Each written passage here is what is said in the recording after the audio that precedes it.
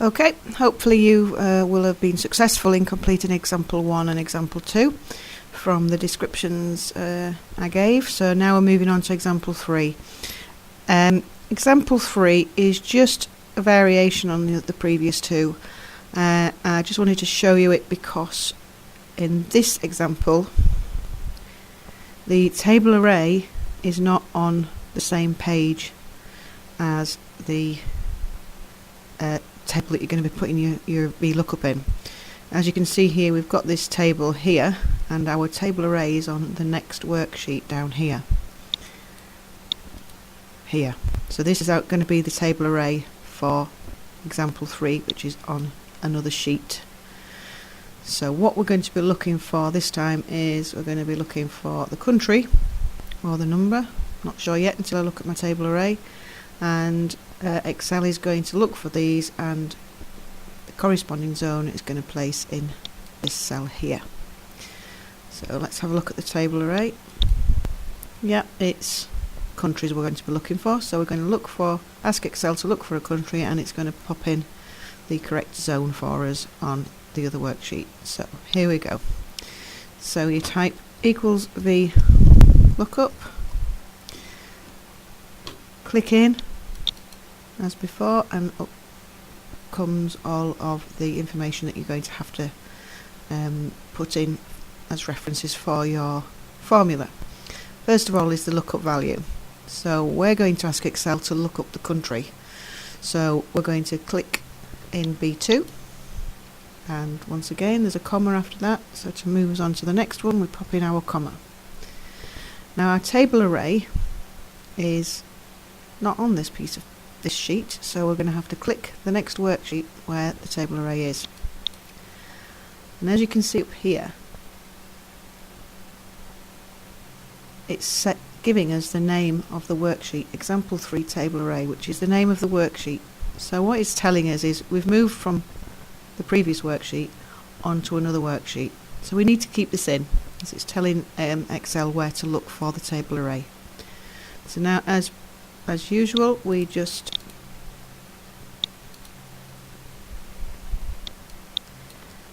delete that, and we click and select our table array. Let's pop that in twice, so I'm just going to get rid of one, so we don't want the name of the worksheet twice, so I'm just going to get rid of that.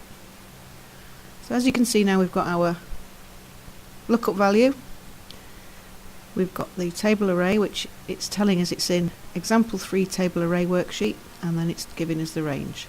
So at this stage here I'm going to pop in the absolute cell references just to get that over and done with now into the table array, and then I will press comma. Okay, so now it's looking for the column index number. Now as you can see, once I pressed comma it's popped us back to the original worksheet. So now when I press here to look what column number the table array was in, once again it selects table array, where I don't need that in there. I'm only looking on this worksheet to see which column it was in, and I need column number 2. It's this column here is the information that we're going to input. So I'll just get rid of that. It's not necessary. Okay. But now I have to go back to my original sheet, and again Excel has told us that we've moved to a different sheet by popping this in. It's the name of the sheet that we've moved to. Once again we don't need this, so get rid of it. And now we need to put the column index number in, which is 2, and then a comma to move us on. Again we're looking for an exact match, so we click false and close our brackets. So while we were looking backwards and forwards at the sheets, you saw that the name of the sheet came up regularly on here. We don't need all of those different names, we only need the name in front of the table array so that Excel knows where to go for the table array. So we've got B2, which is on this sheet, the table array, which is on this sheet as it says there, and then column 2 and false. So if we press enter, and because we've already put the absolute cell reference in here, we can now safely drag it down. There you go, all done. So that was just an example to show you that when you're flicking from sheet to sheet, if the table array is on a separate sheet, which it may be in your exam, you may find that it's on a separate sheet. So don't worry about that. Just keep deleting the names until you've just got the name of the sheet in front of the table array. Don't let it confuse you.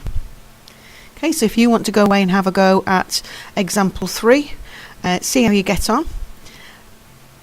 Then there are numerous tasks down here, and there's trip, airport, test, smoothie, birthstones, phone covers, holiday task, and at the end there is a proper exam question which will give you a good idea as to what kind of things you're going to be doing with your VLOOKUPs. So good luck with that.